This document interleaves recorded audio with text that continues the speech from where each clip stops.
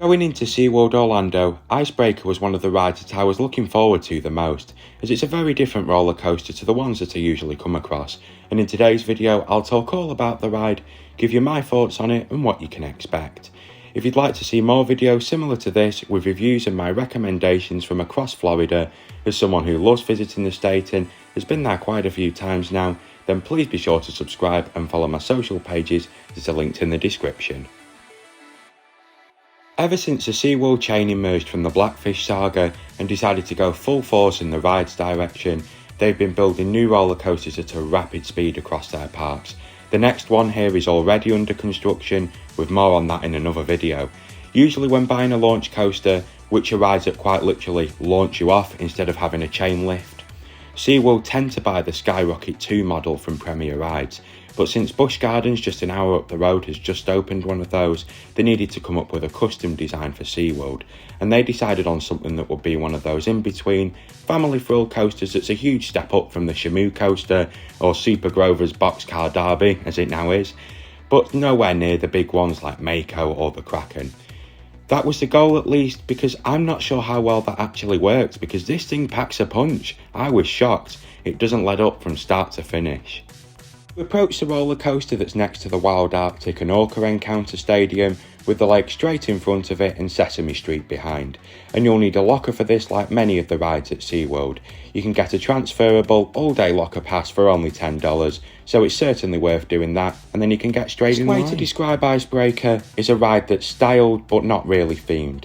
The queue is a big cattle pen, but at least there is some shade and lots of big fans under there, and we definitely got lucky in only having to wait about 5 minutes to get on the ride, as the park was very quiet with it only being a September Tuesday. But if you are travelling during the peak times, if you have kids with you and you were restricted into the spring break or summer holidays, or if you just made your plans for that time of year, then be sure to make this one of your first rides, as the queues will build up fast. Since there are only 2 trains with 18 seats that run on Icebreaker, whereas for example the Kraken has 3 trains that seat 32 riders each.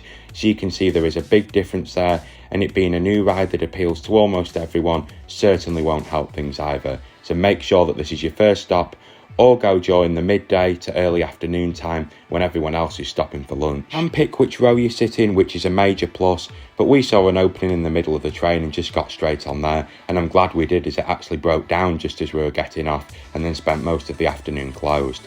The restraints on Icebreaker are really weird, as you have both a lap bar and an over-the-shoulder elastic harness that stretches down over you and then plugs into the bar as well, which is just a total overkill really, and just the lap bar would have been more than enough to keep you in there safely. And most of these roller coasters actually do just have the lap bar, but SeaWorld insisted on having the comfort collars as well, which, let's be honest, are anything but comfortable. Anyway, once you've managed to get fastened in, the roller coaster sets off onto a switch track where you're moved over into a half pipe, where there is a roller coaster spike behind you and a 93-foot tall top hat straight ahead. You then launch off backwards, but quite slowly to begin with, then you build up some speed with a forward launch that gives a little pop of airtime on your way up, then you'll roll backwards again after not quite making it over the top of the hill, and this is definitely one of the best moments of the ride that certainly packs a punch, but nothing on what you're about to experience. Final launch forward has the last bit of speed that you need to get over the top hat, and the airtime you experience at the top is really good.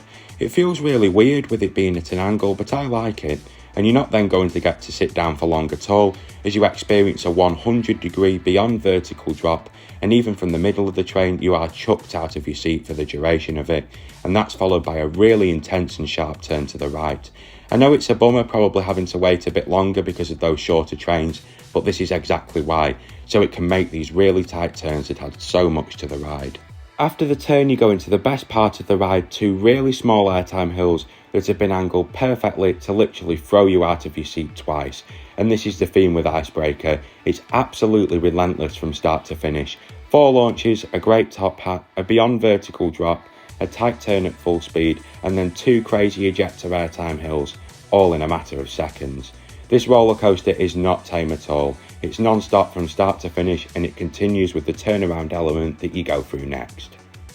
Turnaround is the perfect chance to sit back and enjoy the speed and forces as the track curves upwards and then wraps back under one of those amazing airtime hills. And next it's onto a wave turn, which surprisingly is one of the more relaxing parts of this ride, and I guess that shows the kind of ride this is, when the most relaxing moment is getting chucked out of your seat sideways. But I actually think it is, as some of the speed is starting to die off at this point, and it feels a lot more floaty and a lot less ejector, if you see what I mean. Into the end of the ride now, you snap out of the wave turning into a banked hill underneath the top hat that's quite good but nothing amazing compared to the elements earlier on in the layout.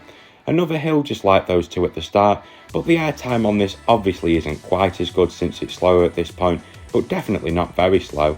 I think to say it's still going at the speed it is right before it hits the brakes isn't bad at all, and then you pop into these brakes and stop very quickly before making a right turn back into the station. As we hit the brakes, I was shocked at what I'd just ridden. Icebreaker is a fantastic roller coaster that is intense throughout, and yes, it is a short ride, but the launches at the start definitely make it feel a lot longer, and there isn't any part of this ride that is bad or boring at all. It's really reminding of an RMC layout, with that fast pacing from start to finish and hitting the brakes with a lot of speed, no filler elements and a real focus on the airtime and the intensity. Please don't look at this ride and think it's a family coaster, because it isn't at all, and there was even someone in my group who found Mako fantastic, but this a little too much, and I think SeaWorld themselves were surprised by Icebreaker, as he actually rose the height requirement to 54 inches a few weeks after it opened. So this is what I mean when I said at the start of the video that the goal here was a family thrill ride, but I'm not sure they achieved that very well at all. You need to be as tall to ride this now as you do for any other of the big roller coasters in the park, and I think that says everything. My final score out of 10 for Icebreaker would be an 8. For the size and space that we're dealing with, I'm not sure SeaWorld and Premier could actually have come up with anything better than they did, but I do have to take 2 points off because of the comfort collars. I know that they're just SeaWorld thing and they have them at all their parks, but they really are unnecessary, and when you're 6'8" like I am, they are very uncomfortable. But as I say, great roller coaster, and I would definitely recommend that you do try it out. Have you been on Icebreaker? Did you enjoy it? And what other theme parks would you like to see a ride like this open at? And it will be interesting to see what you guys think. Thank you for watching today's video, and if you'd like to see content from across Florida in the months to come, then please hit the subscribe button, check out the links in the description and leave a like if you enjoyed, but no pressure of course, and I'll see you in the next video, which will be out very soon. Bye now.